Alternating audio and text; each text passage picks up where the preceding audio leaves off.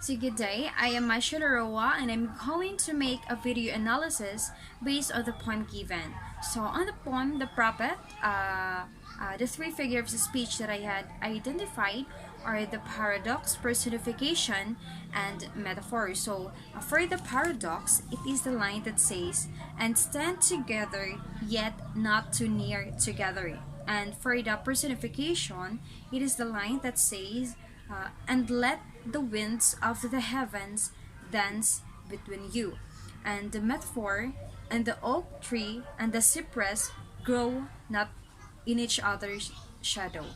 So this poem entails a clear message to the married couple. So it shows how the couple should treat each other as a husband and wife. And as for me, it is somehow an eye-opener because as we can observe in our environment, mostly couple who cling into each other ended up breaking apart due to the reason that they find their relationship toxic and they are being strangled. So this poem suggests that a couple should not be dependent to each other in everything. Like everything you do, it needs approval of the other. We all have individual life. Though you two are married, you still have a life that needs to be flourished alone. So, in order to maintain the relationship and make it work, there should be a distance or a space in your togetherness. Let your partner have the time for themselves. Do not be so sensitive, clingy, and conscious all the time. Because having those factors for each other all the time can lead to problems that would end the bond. So this doesn't mean that you will love your husband or wife in your bare minimum amount, but rather love them, but not to the extreme level of love to the extent that you become hopeless, that your life is highly dependent on them, that you cannot do anything without them. Like trust the space in between as the pillars of the temple stand apart, but with help and existence of each other, they make the temple stronger.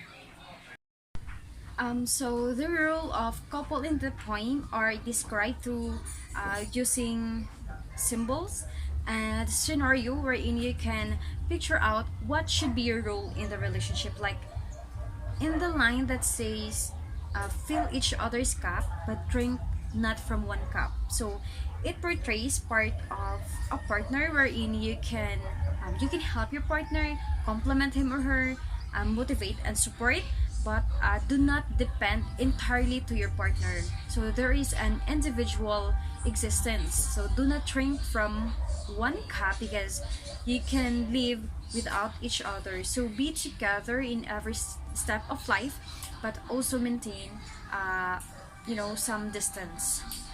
So my analysis on the ideas of the two poems, the "I Get the Flowers" and the "Prophet," is that they are, promoting a safe, peaceful, and loving community. So "I Get the Flowers" focused on giving respect and love to women in order for them to have a safe environment wherein they can be able to move freely and access the fair life. So, and as for the prophet, it gives us ideas on how to treat marriage.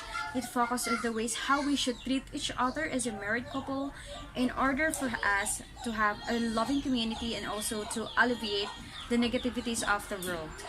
So, and as for the line that struck me the most is the line that picture out the whole message of the poem. So, and that it the and that is when it says, "For the pillars of the temple stand apart."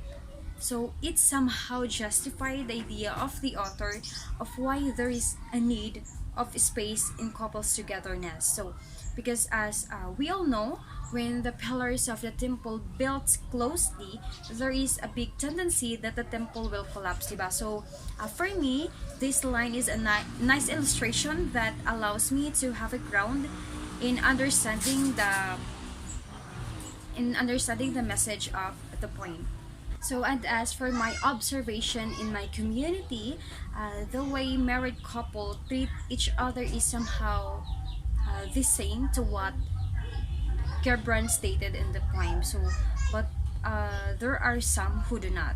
And based on what I perceived, couples who share the same sentiments to Gibran have a stronger bond to each other.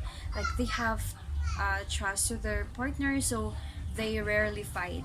And as for those who do not, like couples who always knock their partner of their whereabouts and being clingy, like they want to be with their partner most of the time, and having a hunch, even in small things, so they are prone to end up having fight most of the time, and it is very toxic because their children are also affected.